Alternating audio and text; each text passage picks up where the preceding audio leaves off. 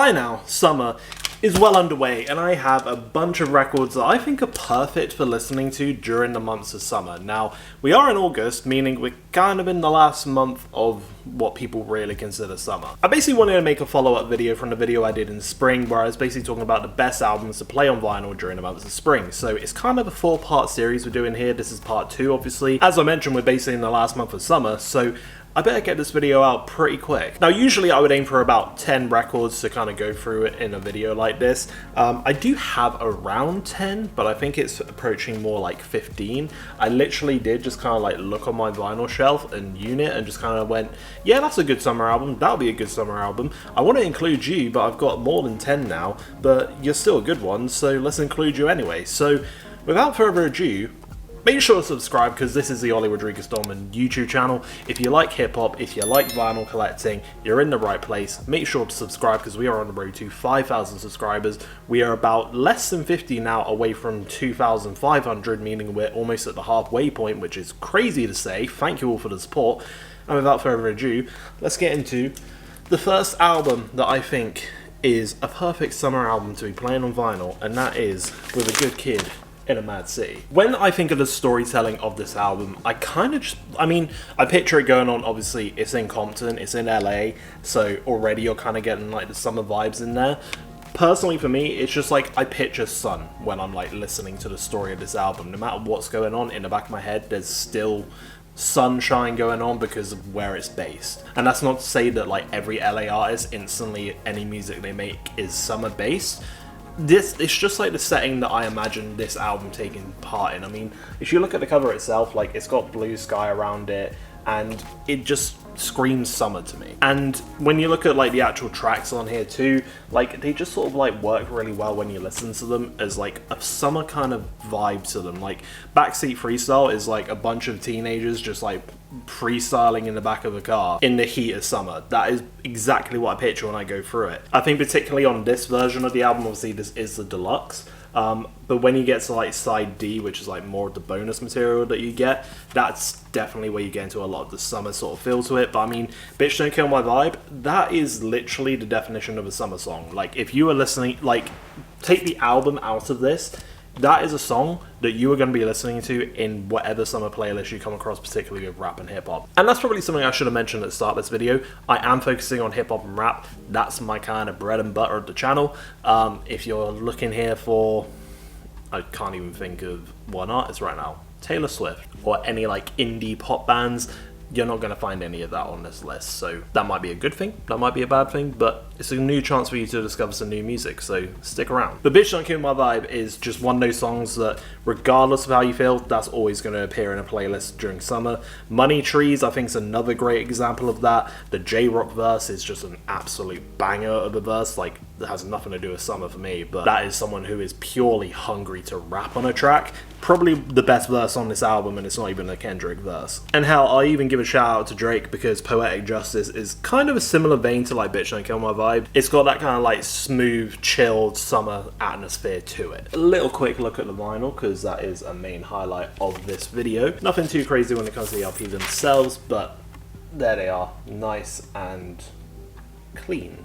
I mean, that probably could do with a clean actually, but a nice clean black LP. I do actually have the 10th anniversary of Good Kid, Mad City, which basically comes with like a translucent black, which is really nice. But I just wanted to share this version of it because I think this version kind of screams summer a little bit more than the 10th anniversary. But that was Kendrick Lamar, Good Kid, Mad City. Okay, so this next one I am going to speak about is one I think is highly underrated and one of my favorite albums of all time. And that is Joey Badass with All-American Badass. This album is one of those that feels like it's perfect for playing on vinyl, and it's got some great music. I mean, look at the cover itself. Like, that just, again, screams summer to me in the sense of like that hot sun shining down with the blue sky going on. Absolutely like gives you the vibe you're after for like a summer cover anyway. And on top of that, you go through the vinyl record itself and you get like these amazing shots of just like Joey Badass with his car. It's the same on the other sleeve as well, but then open it up and then there you have again another really badass, like, that was unintended pun, sorry, but another badass photo of Joey. And I'm not too inclined to share the back cover with you because to a certain because of a certain group that is shared on there. But this album, to me personally, is probably one of the greatest of all time. Like, I genuinely don't hear people talk about it enough. I think when it's brought up in a conversation, people go, it's a really good album. But it does feel like this was really slept on as a project. Like, the whole soundscape of it, like, kind of, not to just fully focus on the side of things, but obviously this is a very meaningful album. Like, just look at the title of it with All American Badass with the 3Ks, and you're already getting enough of an idea about what this album sort of covers. And race is a massive part of it, and I think this is a very eye-opening project to a lot of people, and there's a lot of powerful messages on the album that are really worth listening to, and they don't, I'm trying to think of the best way to put it, they don't come across like super preachy or super in your face, but at the same time they still feel powerful enough to make that impact and actually like get you to listen, whilst also being able to still enjoy the music. And it has a really good balance to that sort of powerful messaging with really good songs that you can enjoy and listen to. Probably some of my favorite on here, I mean, to be fair, Good Morning America, I think that's like the perfect sort of like, you put the needle down on your vinyl and then you hear that instrumental going on with that kind of like almost like starting off jazzy sort of drums that come in. A great way to start off the album. Temptation and also Devastated, I think, are two kind of like highlights off the project in terms of, again, those type of songs that you're going to throw in a summer playlist, especially with Devastated. Really great tracks on there. Legendary as well, you also get a bonus J. Cole feature. American Idol is another great song, and like there's a lot on here that I think people just don't appreciate. Obviously I have mentioned like more of the more popular songs there, but I do genuinely feel like this is a very really slept on project. Every time I listen to it all the way through, and I absolutely like find myself absorbed in the album. So if you can do anything after watching this video, go and listen to Joey Badass, All American Badass, and let me know what you think of the project in the comments below. Okay, so next up is an album I'm not going to actually spend too much time on, but it's one that I wanted to bring up here. This would probably fit more of like an honorable mentions type thing, but it's Post Malone with Beer Pongs and Bentleys. I slept on this project for a very long time, and to be honest with you, it's not like, it's kind of the opposite of what I would say about the Joey Badass album. It's not one you have to take seriously, but it's just got vibes to it, and honestly sometimes that is all you need for a really good like summer album, and this one has the vibes. Probably the best songs off here for that kind of vibe is like Paranoid. I think Rockstar was too overplayed to a certain aspect, but you can throw that in there. Psycho, Spoil My Night actually I quite like, Better Now, and Candy Paint. Like, there's some really good songs on here that are just like great to listen to during the summer months, and this does come with a very nice translucent vinyl. So Post Malone with Beer Pongs and Bentleys. It's a good fun one that you're going to enjoy playing in summer. Now the next one is, in my opinion, a classic of 2014, and that is 2014 Forest Hill Drives. Honestly, such a grand project. I think this is probably, arguably, is J. Cole's best. Obviously it's kind of like the story of him going into like super stardom, and there's just a lot to enjoy in this project. I'm sure if you're into hip hop and rap already, you know how good of a project this is. Again, you can tell a lot on like the summer kind of vibes based off just like album covers, and this one does kind of do that perfectly. You do also have the sleeves, which are actually really nice. You've got this one which has like I can't tell you what car's underneath it, but it's like a really old classic car underneath. And then on the other side, I'm not sure if it's, I don't think it's the same car, but then you basically get this one, which is like high-end roll baller type car. I'm bad with my cars. If it's not a Mustang or a Shelby, I don't really have a clue. There's that, but still, I really like what they do with the sleeves. You then also have this side where it's got J. Cole and his mates, and then also his mailbox on the other side of it with all the credits over it. A really nice addition, and I feel like this is one where it's like, if you grew up listening to J. Cole, or you're currently in your teenage years and you're looking for an album to listen to during summer, this is a really good one. I think it kind of like is a good journey of growth into adolescence. And I mean, you even have a song called Oh Free Adolescence. You even got like the Wet Dream song where J. Cole's talking about losing his virginity and how it was as a teenager going through that process. Like, I think this is like a very down to earth and real story, and kind of like is the thing that sort of grounds just J. Cole and makes him a really likable guy. And you get like kind of summer anthems with this, with like the songs like No Role Models and GOMD. One of my favorites on this is actually Fire Squad. I think that's a great song. But then you also get more somber, like relaxing tracks with like Love Yours and Note to Self. Like, There's a lot of great classic stuff in this that is really worth listening to. Again, I don't know, take a shot every time I say summer and you'll be dead. So this is a really good summer album. I don't think I would forgive myself if I didn't include this in the list, so it had to be in there. Right, this is where some of you are probably gonna like either leave a comment just being like, why are you including this guy? Or just click off the video. Hopefully not. Hear me out, but Logic. No pressure. This is genuinely one of my favourite albums of all time. You can probably tell that by the fact that I have a tattoo of it on my arm. This album is more of the kind of like personal one to me, where it's like it came at just the right time where I kind of needed it, and the meaning behind the project, and I think following Logic and his journey kind of helped build more of a connection to it. This album basically got me through uni and just helped me with a lot of stuff that was going on, but it was also just a really perfect album for like almost having like this celebratory like theme to it, and it was Logic going back in his bag and just like having just like almost like a final stand in a way, where he was just like, you know what, you all hate me, I'm gonna retire, I'm gonna go all out on this, and he delivered with this album. I absolutely love the project, and for me there's just like this really like soulful kind of like chill mellow vibe to it that just during the peak of summer it's just like one of those that's really good to listen to, and particularly with a lot of the sampling that Logic uses, it's perfect for listening to on wax. Like genuinely, it's a really great project to listen to. And one of my favorite things about Logic when it comes to some of his albums, or most of them even, is when he works with Sam Spratt and he comes out with covers that are so dope like this and back covers like that. The only thing I do wish is his gatefolds were just a little bit better, because man, how are you going to have like the hardest album cover, the hardest back cover, but then just do fuck all in the middle of it? Like, that's the only bad thing I'd say about this, as well as maybe A to Z, but otherwise, if I'm going to go through a list of like my favourite tracks on here that I think are perfect for listening to summer, then it's going to be No Pressure Intro, Hit My Line, Celebration, Open Mic / Aquarius Free, Soul Food 2, Man I Is, Dad Bod, 5 hooks, particularly 5 hooks, Heard 'Em Say, and Amen. And for anyone trying to keep track, that's about 80% of the track list. So please do not sleep on Logic, because yes, I am fully aware of how kind of like cringy can kind of be at times, or corny, however people want to perceive him. I can understand all his criticisms about it, but I think the thing that helped with this project is he almost said, fuck it, I don't give a shit, I'll just be myself, stopped kind of caring about what people were saying, and then ironically it became, in my opinion, his best project. And a lot of people, especially Logic fans, may argue against me on the fact of like, oh no, it's Under Pressure, The Incredible True Story. This solidified a 3-album trifecta of like perfect albums in a discography, and if anything, I think it's the most meaningful, and it's perfect for playing in summer. So there we go. Now, another album that I absolutely have loved this year, and it's an artist that I've only really listened to this year, and that's Young Thug with Jeffrey.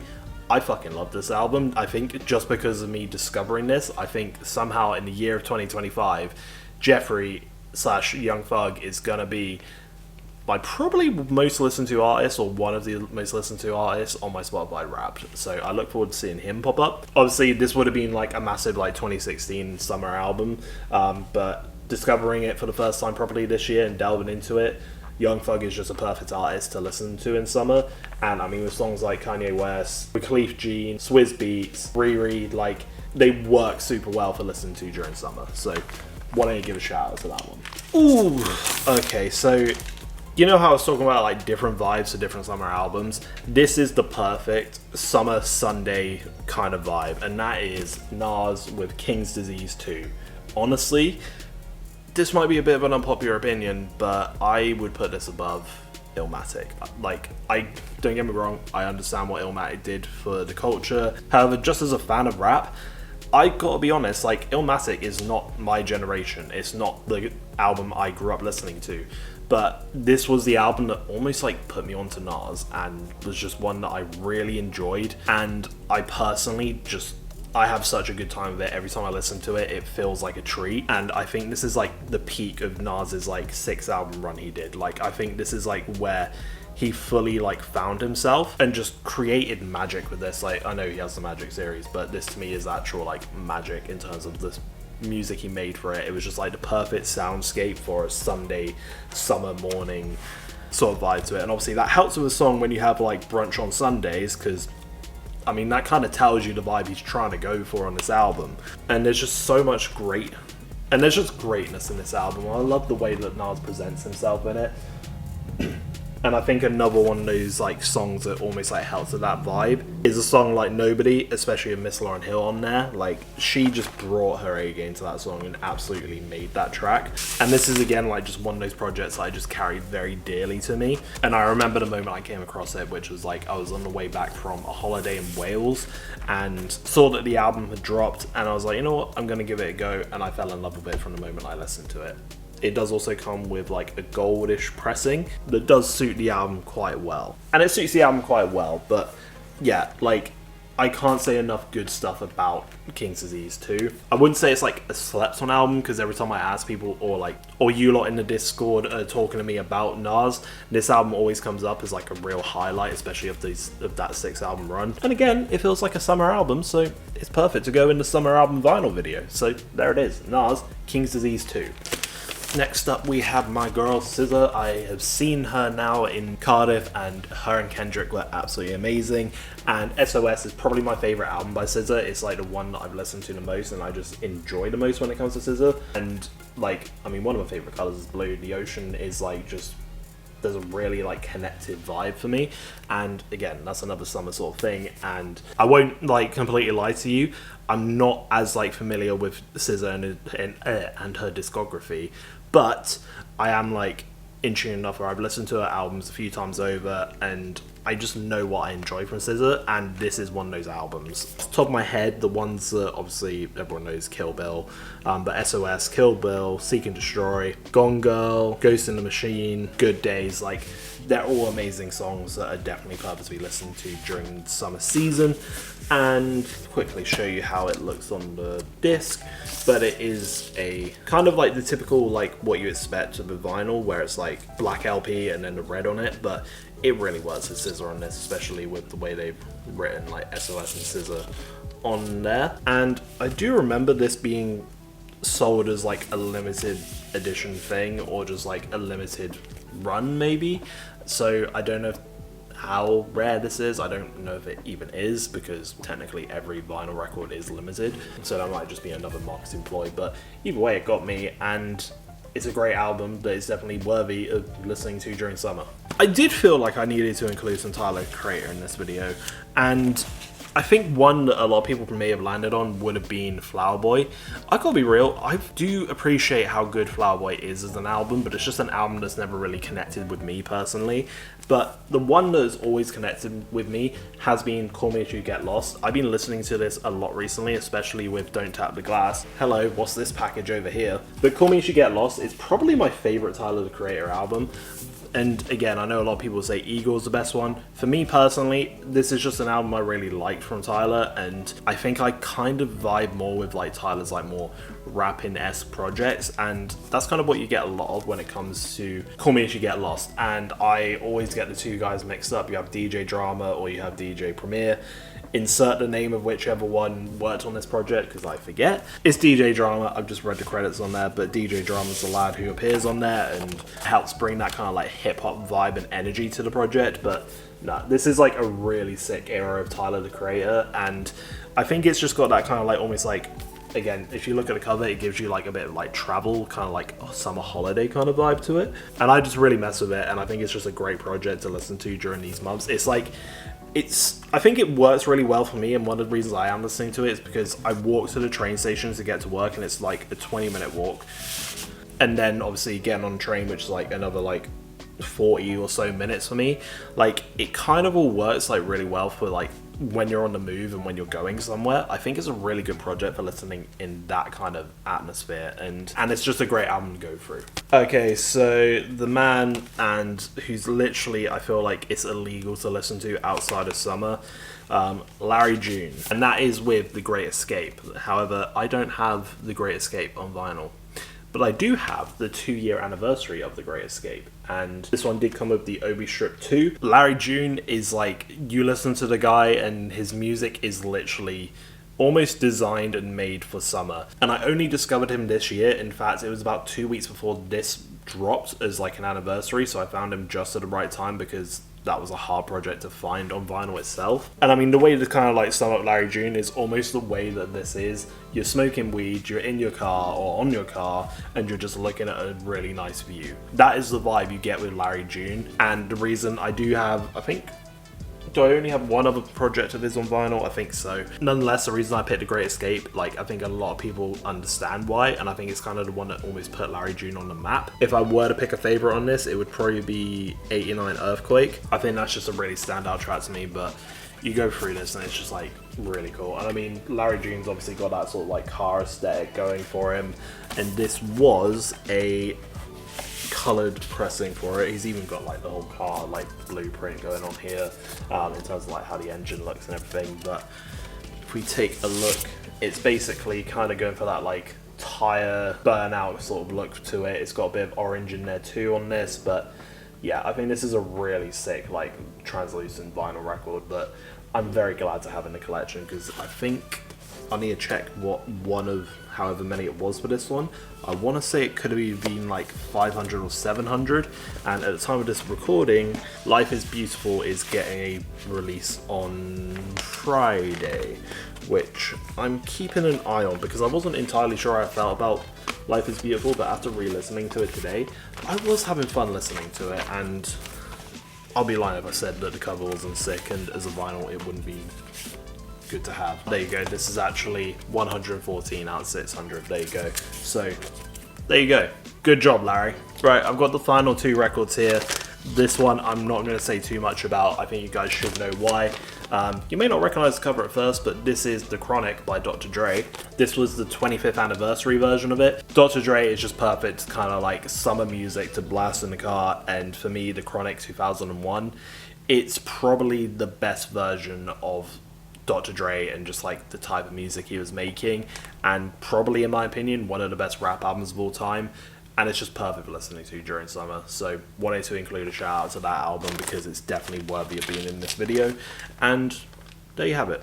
And then finally, I wanted to include a 2025 album that has only recently had its release on vinyl, but after the experience I had, particularly with where I was listening to it, I would be ashamed if I didn't put it on this list, and that will be with ALFREDO number 2. An absolute incredible experience to be listening to during the heat of summer. Came at the exact right time, and I've listened to this album so many times already. I keep listening to it.